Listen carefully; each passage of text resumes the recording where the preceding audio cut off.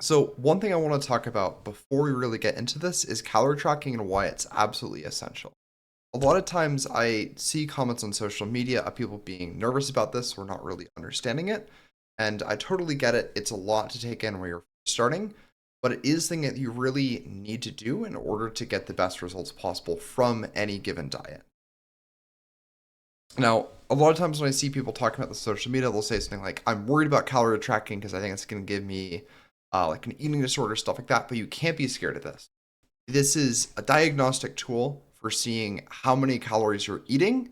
You're not like morally, wrong for having more food or better for having less food.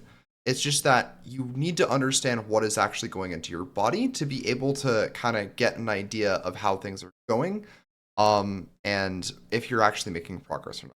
Same with like having your weight on the scale. If you don't know how much you weigh from one month to the next, it's going to be very tricky to know if anything that you're doing is being successful if you don't have any measurements to go off of.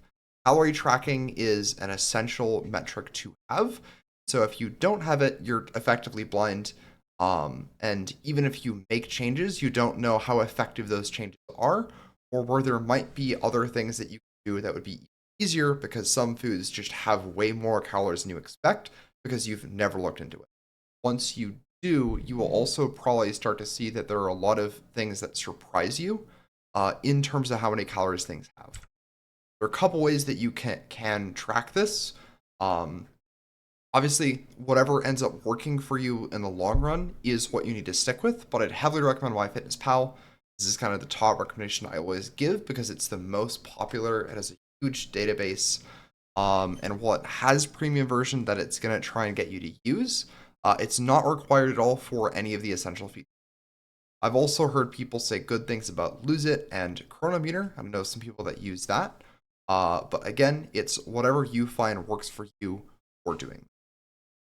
Now, there are a couple ways that tracking calories can be inaccurate. And so I want to talk about the different ways that you can do it and what kind of inaccuracies are going to come in. Now, if you're cooking at home, you're making your own food, you control every single ingredient. You can also get like a $10 food scale to even measure ingredients in grams, and you'll know when you're putting stuff into a calorie tracker, you'll be doing it by the ingredient. You'll know exactly how much stuff has.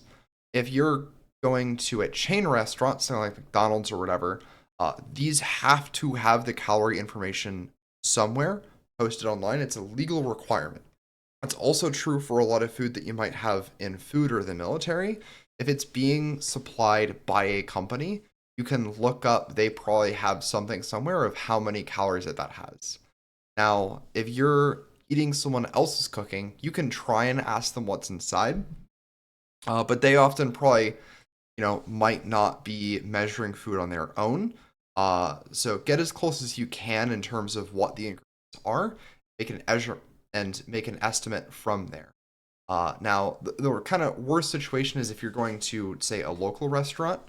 Um, because these are small, they don't have the same legal restriction as like a McDonald's. And so, kind of your best bet, I think, in these cases is to just look up the name of the food and find the thing that you think closely represents it.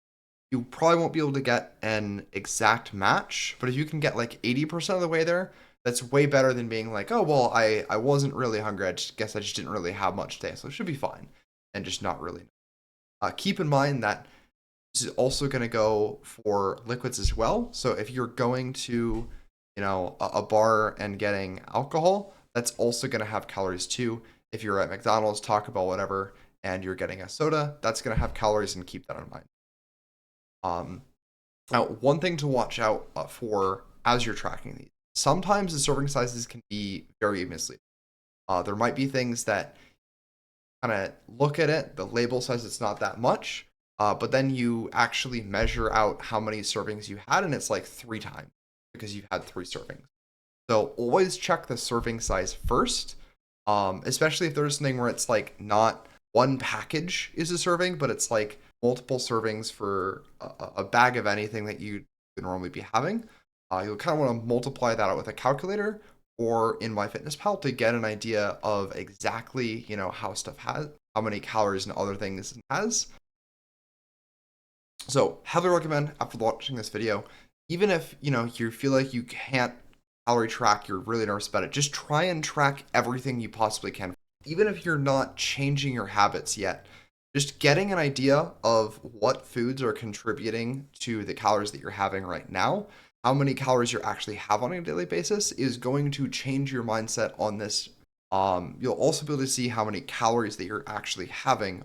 Don't judge yourself for the amount that's here. Just eat the normal amount of food that you can, or I guess do on a normal basis before going on this, and then see how your weight changes if you're using a scale, ideally at the same time each week, if not every day.